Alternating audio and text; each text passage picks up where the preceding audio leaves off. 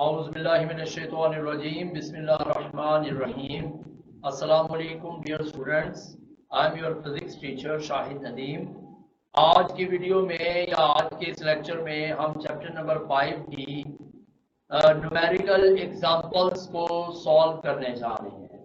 ठीक है, जो न्यूमेरिकल एग्जांपल्स चैप्टर के अंदर एग्जांपल्स दी हुई है उन आज हमने उन एग्जांपल्स को जो है ना वो सॉल्व करना है। ठीक है जी, तो दो एग्जांपल्स हैं तो जरा गौर से देखिएगा। बात होता ये है कि वहां पर मेथड कुछ और होता है।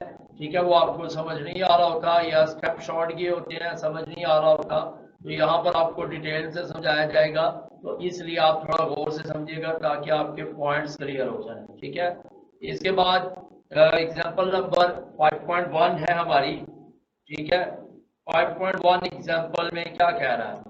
2 lead spheres, दो लेड के स्फीयर्स हैं, ईच ऑफ मैस 1000 किलोग्राम, उनमें से हर एक का मैस कितना है? 1000 किलोग्राम।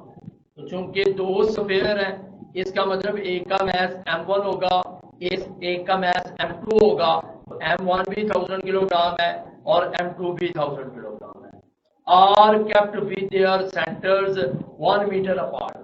कहता है उनके जो सेंटर्स हैं वो 1 मीटर की दूरी पर हैं, यानी उनके सेंटर्स के दरमियान जो डिस्टेंस है ये 1 मीटर अपार्ट जो है ना, ये क्या है? डिस्टेंस है, distance d।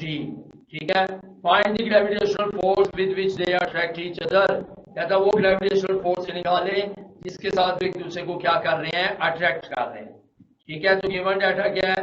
Mess of first lead sphere m1 1000 kilogram, mass of second lead sphere m2 1000 kilogram, और दोनों का डिस्टेंस d 1 मीटर। ठीक है जी, और gravitational constant 6.673 multiplied 10 power -11 newton metre square पर किलोग्राम स्क्वायर।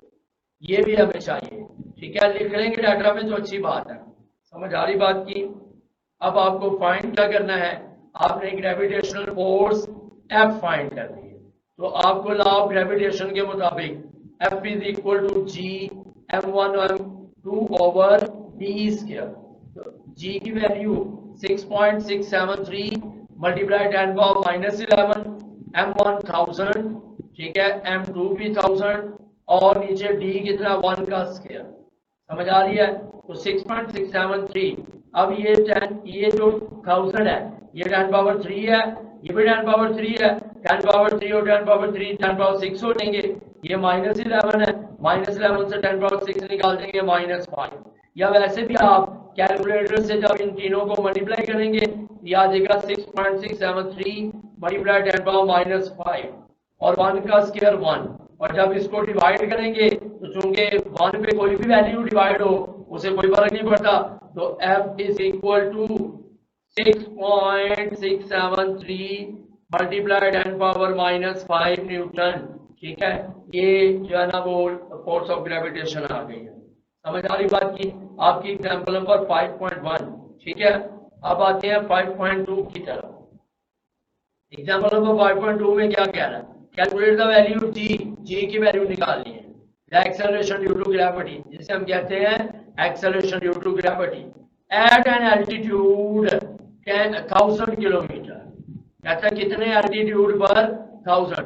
एल्टीट्यूड हाइट को कहते हैं, यानी ये हाइट h दी हुई है। तो g की वैल्यू हाइट पर निकालनी है, इसका मतलब आपने gh निकालना है। तो gh आपने फाइंड करना है। The mess of earth is 6 multiply 10 power 24 kilogram, ये अर्थ का मैस दिया है। And radius of earth is 6400 kilometre, और ये अर्थ का क्या दिया हुआ है? रेडियस दिया हुआ है। तो आपको हाइट दी है, वो कितनी है? 1000 किलोमीटर। किलोमीटर को मीटर में करना है तो किलो की वैल्यू पुट कर दें 10 पावर 3, 1000 मल्टीप्लाई 10 पावर 3 मीटर। ठीक है, रेडियस ऑफ अर्थ कितना है? 6400 किलोमीटर। इसको भी मीटर में कन्वर्ट करेंगे तो किलो की वैल्यू पुट कर दो, वो क्या है? 10 पावर 3। तो ये आ जाएगा 6400 multiply 10 power 3 metre. Mass of earth ME 6 × 10 power 24 kilogram. ठीक है, और ग्रेविटेशनल कांस्टेंट G ये भी चाहिए। 6.673 मल्टीप्लाई 10⁻⁻11 न्यूटन मीटर स्क्वायर पर किलोग्राम स्क्वायर। समझ आ रही बात की? ये डाटा में ऐड कर लें, ठीक है। इसके बाद आपने क्या निकालना है, acceleration due to gravity at altitude, जिसे हम GH कहते हैं। GH फाइंड करना है, तो GH क्या आपके पास, GME over R plus H का होल स्क्वायर।